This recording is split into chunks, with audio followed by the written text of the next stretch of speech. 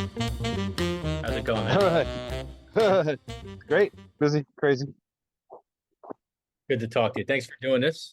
Thank you for your patience as my crazy schedule does its crazy schedule thing. Yeah, no, I know it. I'm with you on that for sure. Yeah, yeah, yeah, yeah, yeah. So, I want this is for Jersey Jazz Magazine and Yes, also great, podcast. So, great. the thing that they were most curious about was this performance Jazz Goes to the Movies with David Overwork. So, Sure. I wanted to ask you about that event and what we can expect from it. Well, it's basically um, we're picking classic tunes from movies. That's really what it boils down to. And I don't even know all the tunes or all the movies yet. I mean, I just thought of today. Sydney Halpin, who's singing on the gig, um, uh, sent me a list, and I was reading through it like as time goes by is on there, which is I think Casablanca, Mm. and a bunch. I think every song on there is something from a movie, and there's a story behind it. So I think the audience will be into it just based on. I mean, the music's good, great players anyway. So that's one thing. But I think the idea that these familiar songs, number one, uh, sometimes people don't think of either jazz songs as songs from movies or vice versa, movie songs as like applicable to jazz. I'll probably contribute, like I might do something as almost cliche but as fun as a Pink Panther. I just thought of that, so I might throw that in there Sure. because there's a bunch of Pink Panther movies, of course, and it's such an iconic song anyway, and it's really totally a saxophone song. Mm. So and the movies are hysterical. I'm sure. I imagine you've seen Yeah, there's like I lost count of how many there are, but at least four or five of them. yeah. Um, I'll probably do. There's a couple good songs of Disney songs. Like I did an arrangement of uh, da da da da da da, a whole new world, a whole new Okay. world. That's from Aladdin. That's Disney. I wrote that arrangement when my daughter was little. We used to watch it all the time. Mm. So I recorded one of my albums actually, a whole new world. So we'll probably do that. I haven't told them yet. Either one of these. So they don't know yet. So let's see.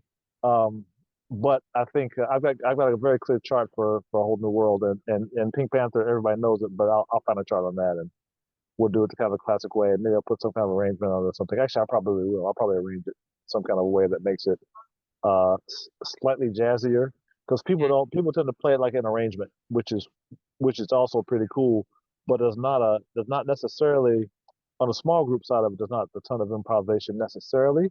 Although the big band version of it, which is what lists medium sized ensemble like from the original, that does is a nice saxophone solo on it actually. So the times I've actually played it in the past with the big band, it's been at least a bit of a tenor solo. But a small group is different because small group has got the extra freedom.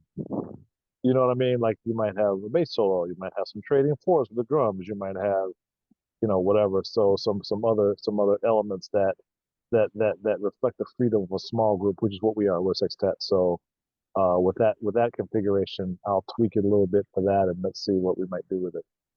Awesome. So it's I would imagine David's going to play guitar, right? Um, Correct. Correct. he lives close to me.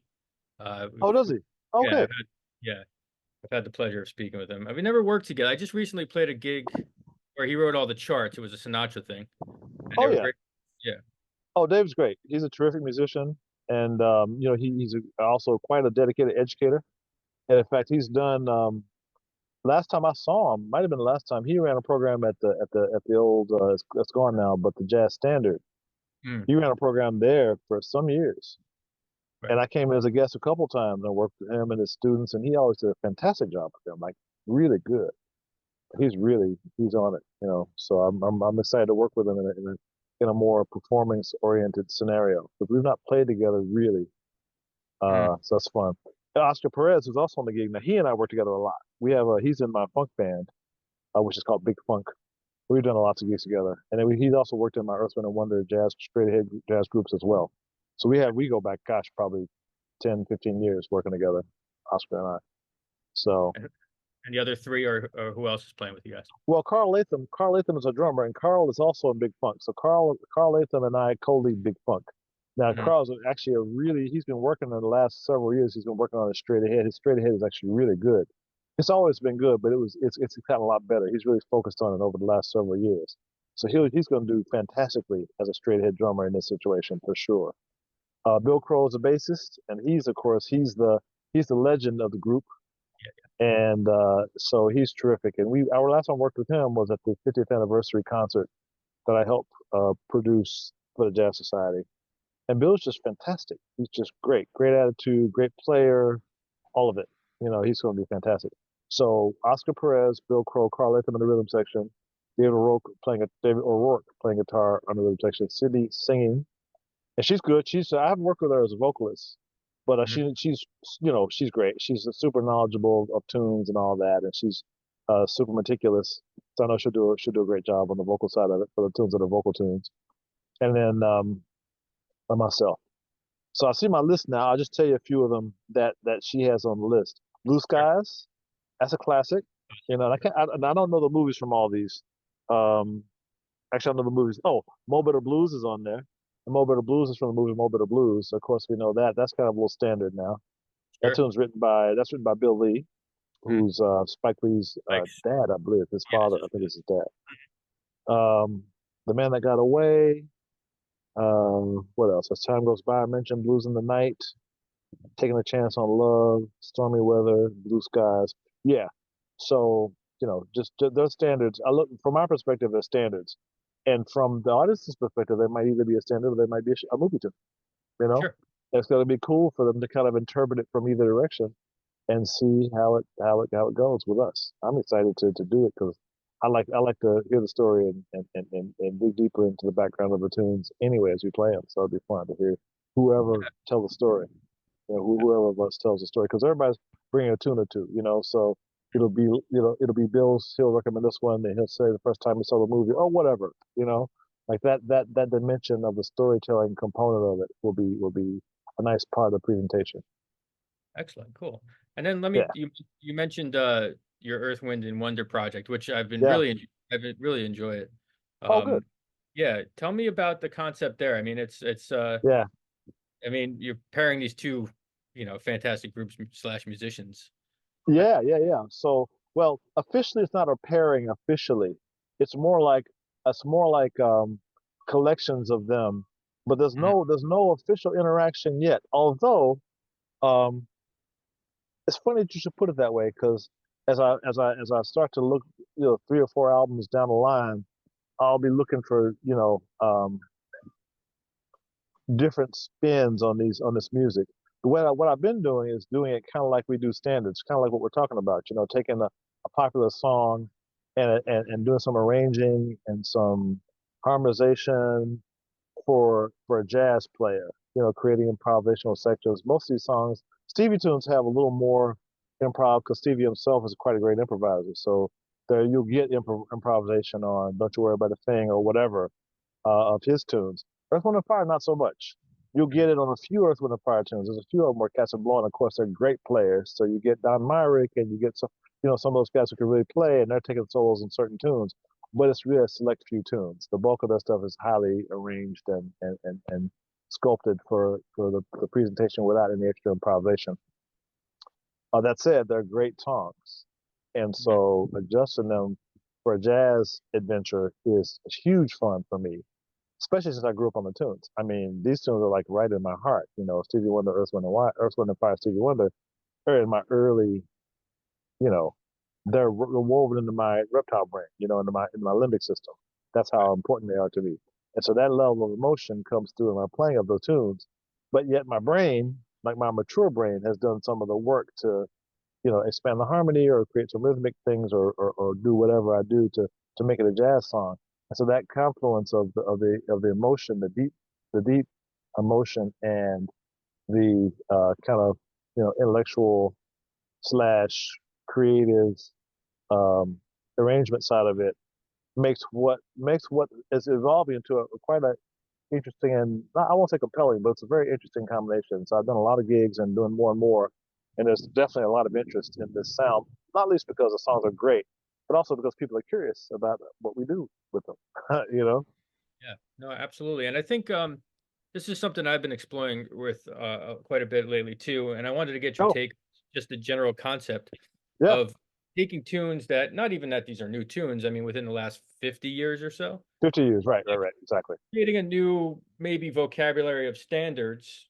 Correct. Because a lot of the songs, the ones that you mentioned, for example, the Blue Skies and the more Yeah, traditional, they're almost 100 years old. They're good. They're like 90 years old, something like that. yeah. So it seems like there's a little bit of a move, and I like that you do it, and it's again something that I find interesting, playing these songs in a kind of traditional way, not so smooth per se. Yeah, right, Um, you right. harmonizing them somewhat for jazz. Oh yeah, this straight ahead. I mean, this is swing. This is not Okay. a funk thing. This is a total straight ahead. I have other stuff with the funk band, but for my jazz stuff, it's a hardcore. Hardcore is not quite the right word, but it's a true modern jazz repertoire for sure. Fully, Right. fully modern jazz. Now, do you feel like, because I kind of have this thought of it as well, like it does sort of bring people in a little bit more who may not necessarily be jazz aficionados. Most Yeah. definitely. Just like all the old tunes, just like as time goes by, just like Blue Skies, just like those old Autumn Leaves. Same thing. Those tunes are from the 40s or whatever, but those tunes bring in a lot of audience members who might not be tuned into the originals or might not be tuned into Herbie Hancock or Monk or Mhm. whatever, you know? Sure. Right, right. So, people's original songs, but those show tunes are standards, movie songs, show tunes. Those are um, those songs are um, very well known to certain generations, and Mhm. they pull people in. They pull people in, just like these songs are known to different generations, and they pull people in. Right. So it's a great. I think it's a great thing, a great part of a dyed in the wool jazz tradition. Mhm. Miles, Louis Armstrong, everybody, all the cats always did this. Yeah. So it's part of the deal. Excellent. Cool. Now, Yeah. if I can go back, way back, I Hmm. think born in Ohio but raised in Kentucky. Is that correct? Yeah. So, when I think of Kentucky, I don't necessarily think of jazz, per se. So, Right. how did you get into jazz as a youth? That's great. It's funny you should ask that question. I just in my workshop today, I had to answer the same question: how to get into jazz. Yeah. And the simple answers are school band, right? Mhm. Which is what introduced me to the saxophone. I was big, so they gave me a tenor sax. So I was a tall guy. So I said, "Well, give him something big because he's big."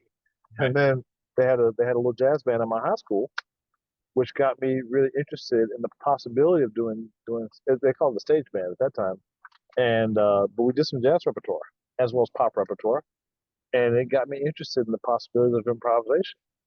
And once I started, man, there was no stopping me. Yeah. There was no stopping me. It was pretty, and then I just ran with it. I practiced hard every day. I got with Jamie Aebersold, who was in Mhm. Indiana. My band director recommended that I hook up with him, Right. and me and Jamie hooked up, and Jamie just took me under his wing, and we ended up being very productive over those over those years that I was there, which is just summer jazz camps. Studied with one of his great students, Mike Tracy, was my teacher, and Mike took me up, gave me taught me all the scales, got the books, etudes, all of it, and went through all of that stuff and practiced my tail, and make good progress as a result, all the practice, and then that led to all kinds of cool things and helped me get into Harvard. I think playing well was a factor in my getting in there. Mhm. Ended up doing well there playing. I played a lot of Boston, and when I was in Harvard, check this out. When I was at Harvard, my roommate was a piano player. Even more interesting than that, one of my bandmates was the son of John Lewis from the Modern Jazz Quartet. Oh, wow. Okay. And so his name is Sasha Lewis. We sat right next to each other in Harvard there. And John Lewis saw me my first apartment in New York City. Hmm. So when I moved to New York City, John Lewis was key to me being able to flourish in New York. So it's pretty amazing. Yeah. And he was super supportive all the time. So I was really blessed early on, and that's from being at Harvard, which is pretty wild, right? Just I'm a student at Harvard, and then hooking up with one of the greatest piano players and composers, and his son was happened to be there while I was there. Isn't that a Yeah. trip? I mean, yeah, one of the legends. I mean, He's a total that's legend. John Lewis is a total legend, like yeah, total absolutely. full on legend, you know. And I was right there with him. It was great, sitting at his house having spaghetti and stuff, eating, hanging out with the family at the table, you know. And he Right. found me a spot to live.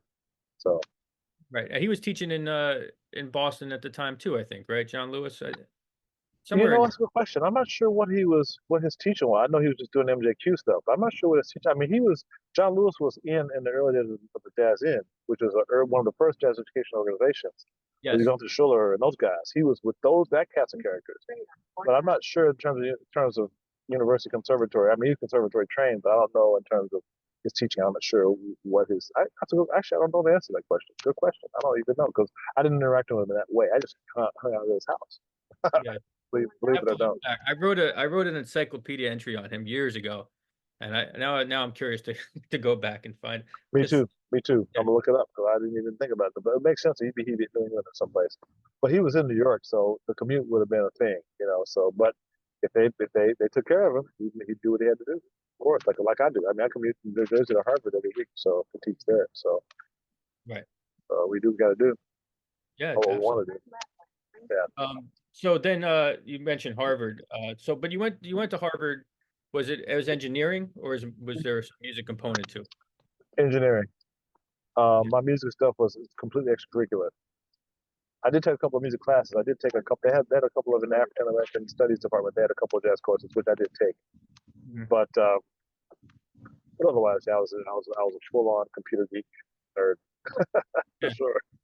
I played all the time. I was playing gigs and stuff every weekend and the Harvard Jazz Band and all that. So I was Yeah. very involved in the Harvard music scene, a little bit in the Boston scene. In fact, my band, me and Harvard student band opened the Regatta Bar, which is it closed for a while, reopened. It's one of the major jazz clubs in Boston now. We opened it. We were the first ones, some Harvard students. Me and Fiona Anderson and some other the Harvard students were the first ones to play the Regatta Bar. We opened that sucker back in Oh wow. 1980. I remember when the Charles Hotel opened. It wasn't even open until 1982. That's when they opened it, you know, and we were right there. You know, it That's turned amazing. into one of the major clubs. It wasn't at that time, obviously, we were just kids and they just let us in. They were really nice to us, but you know, it turned into one of the major spots eventually. And I ended up playing there again with like Freddie Hubbard and other bands like that later. You know, so that was kind Yeah. of hip to harken back and oh yeah, this place. I played it when I was still an undergraduate, and now I'm there with Freddie Hubbard. So that was pretty neat. Yeah, that's wild. I mean, I remember I was a Berkeley student, so Oh, there I you was go. there from 90 and I stayed for a while to 90. So I remember seeing a lot of legends at Regatta Bar for sure. Absolutely. Everybody played there. It was a great spot. I was so sad when it closed, but that was COVID and all that. So, but they tend to have it reopened. So when I go back on the campus in the fall, I'm gonna try to. I got the guy's number, so I'm gonna try to reach out to him, over the summer or something, to try and get something for the fall or for next year and see what I can put together there. Because I should be playing there again. That's my spot to play logically, especially given the fact that we opened it. you know. Yeah, absolutely. So I mean, working between academics at Harvard, which I'm sure are not simple, and No. I had Josh Redman on recently, and I asked him Oh, similar good. Yeah. questions. So how did you balance that? I mean, between Well, it was tough. It was tough. And in the end, I took a year off to try to find the balance for myself because I really wanted to play and I was really enjoying the engineering side of it. And in fact, I took my year off and got a computer job right away. So I got the spot. John Lewis found me an apartment. So I got the apartment, and then I got a job with some Harvard guys, and we did. They hired me to do some software database work and that helped me to keep my engineering chops up. And I actually stayed with them for, gosh, probably 5 years or more. We said we worked together for a long time in New York. So I worked for Citibank and did some stuff for Republic National Bank, all through these Harvard guys. Or Pulitzer and Haney was the name of the company. And eventually, I started my own software company a few years later, Heartbeat Software. But that's another whole story. But my objective was to uh, objective was to keep my computer skills going, so that when I returned to Harvard, um, I'd be kind of ready for the computer side of it when I went back. And then I just never went back. I kept getting gigs. You know, Right. I mean, I got gig after gig after gig. I got Betty Carter, got the Harper Brothers. I got went to Marsalis in '86, came with Betty through '88, joined Freddie Hubbard, Tony Williams in '87, Right. Freddie Hubbard in '89, Roy Haynes in '88, and just kept getting gigs because those cats all had young bands. And so I just happened to be in the right place, right time, you know, and got hooked up. So it kept getting gigs. I mean, I kept, after Hubbard was Tom Harrell for 4 years, and after Tom Harrell was the biggest big band for another several years, whatever, 92, 98. Mm. And then I got married, had a kid, started making records. Then Bill Cosby picked me up. I worked for one of his TV shows for almost 5 years. Oh wow. So I worked for him like full time. I worked for him 96 to 2000. We started 95, but 96 2000 I was there every week working with Hmm. him on the shows. So and then by the time 2000 kicked around, I already started teaching and had really good teaching gigs. Litchfield Jazz Camp started at that point, which I run still to this day.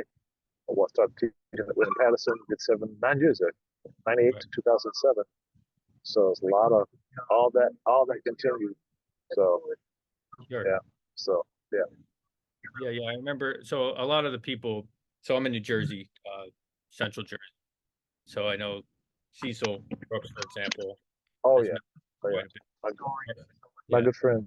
Yeah, yeah, yeah. yeah. Give him my regards, please. I haven't seen him in a little while, I'll but talk to him. Yeah, we've been in touch lately because I almost had to do a gig in California this month. It fell through, but I'll be trying to reconnect with him next year when I go back over there, if not sooner. Mhm. Yeah. Great. Well, you But basically, it, huh? I had my list of musicians who you've worked with, and some of the ones I wanted to ask about. You mentioned Betty Carter, Wynton Oh Marsalis, yeah. Oh Freddie. yeah. I mean, No. Yeah. Tell me.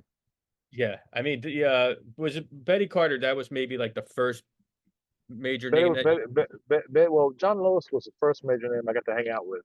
But in Right. terms of doing gigs, Betty was the first. Betty was the first of the major jazz artists.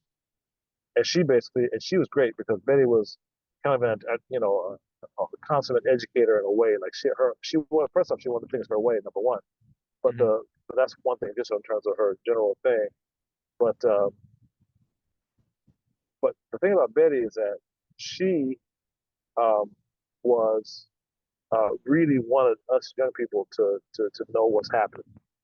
And so she ended up starting something called Jazz Ahead, which me and Philip Harper were like the first Jazz Ahead people, basically. And before it was even Jazz Ahead. And, she taught me two really super important things. Number one, the importance of always swinging and just being mindful because tenor players, we like to play a lot of notes. So she was like, well, look, that's all good, but that's not what the music is about. She's like, always got to swing. And number two, she taught me along the same lines not to play so many notes all the time, especially when I work with a singer, because all those extra notes get in the way. And Right. again, being a saxophone player, I think everything at that time thought everything from the perspective of the saxophone. So it made sense for me to be everywhere because the saxophone is the best instrument and I should be everywhere to make things sound better. That's not the way it works. As most of my young male ego talking, I guess, 21 years old or whatever I was at that time. I think I was 21. So yeah, she really, just schooled me. And her lessons to this day stay with me. And I share them with my students. And the cornerstones of my teaching, always swing and leave plenty of space, and listen to what's going on around you so that your contribution is not about you, but it's about the totality Mhm. within which you fit, and then you have to, there's a tradition that goes with that. So you deal with that side of it. So you check out Houston Personality Jones, you check out President Lady Day, you check whatever, the Mhm. great combinations. You understand what that means. Um, and then you find your way to do that. And Betty Carter schooled me. So there's another record that I'm on, which is called Look What I Got. I listen back to it now and I'm like, Jesus, girlfriend really hooked me up. I mean, I played really well on there based on her direct guidance. It's pretty Hmm. brilliant, you know, pretty brilliant. I'll have So to check it. I think her in my spirit world regularly. Thank you, Betty Carter, for those lessons. Yeah, I hear a lot of similar stories when I talk to people who have worked with Oh Betty. yeah, oh yeah. Well, all of us Betty alums always we share that, for sure. So in terms of what's going on with you moving forward, Yeah, what yeah, yeah. what other projects are you working on or looking forward to? Well, I got a second big funk album. So I have one big funk album, Big Funk Live. So me and Carl Latham. And the Big Funk, me and Carl Anthony made the one record, Big Funk Live, and then we have a new one called Big Funk Journey that we've been working on for years since before COVID. And my schedule has slowed me down and getting back to producing it, finishing it up. We've got a lot recorded. Oscar Perez is on that, and Gary Foote is on some, Calvin Jones on some, and and I got Dave Stryker on some doing some great playing on there. Mhm. And we're gonna add a few more people. Um, so the Big Funk is Big Funk Journey will be this year. I'm gonna get it out this year somehow. My schedule's still crazy, crazier than ever in some ways because I'm in mom care. You know, I'm in elder care with my mom. So that's the last couple of years I've been in that mode. I'll be that way as long as I need to be, which I hope is years and years, quite frankly. But Right. anyhow, so that's a big thing is to take care of mom. But other than that, I'm gonna find a way to get this Big Funk done and get that out this year, Big Funk Journey. And then I'm gonna work on. I've got about three other projects in my pipeline. One of which is an Earth, Wind and Wonder YM3. Right. Whenever before that, I'll probably post Big Funk before that, and then I'll probably do another contemporary standards album, like we talked about, like the idea of doing the standards. I'm gonna add that Mhm. a broader contemporary standards album back into my kind of pipeline, cover some other tunes, maybe cover something a little more, maybe a John Legend tune or something like that, maybe Alicia Keys, and some of the ones I like. I like some of these new artists a lot, some of them, and so I might dig through some of their tunes and see, or it might be like a Shaka tune, like I like some Shaka tunes or whatever. I'll just see what I come up with that makes me inspired, in addition to some more original material. I would really like to write a really challenging modern jazz composed album, so I might even do that and just see what happens. But the other big thing I want to do is a big band album. I've got 26 big band charts, so I want to get some of those recorded and get that out there. So that's what's in Nice. my pipeline. Not in any particular order. Other than Big Funk first, everything else will happen in whatever order makes sense. But Mm. probably contemporary standards will be next, and then we'll see what happens from there. So Right. And all that while and then balancing your teaching at Harvard and everything else. teaching at Harvard, yes, Harvard teaching will continue. That's where I'm in a good groove with that. Mhm. And take care of mom, and then just gigs, lots of gigs, which I'm very given thanks. So now my tour now is with the Herbie Hancock Institute, and they're great. I don't do a lot with them because they have different artists all the time. They have a ton of guest artists, but every time I'm with them, it's great. So I do one or two things a year with them, or something every other year. It's just great. So All right, so cool. I'll be at the Literature Jazz Camp, of course. That's every year. So I'll be going there in 2 months. I'll be a month and a half. I'll be there for the Mhm. month. I'm in something called the Texas Jazz and Blues Camp, which I also run that one too, 1 week in Texas. So I'll be there in about 2 weeks. I'll be there for a week, come back 2 weeks, and then go to Litchfield for a month. And then after that, get this record out. That's Sounds pretty great. much it. Yeah, man. What did I miss, Don? Anything in particular? Or did we get it all? Oh, you froze up on me. Did I lose you? Are you still there?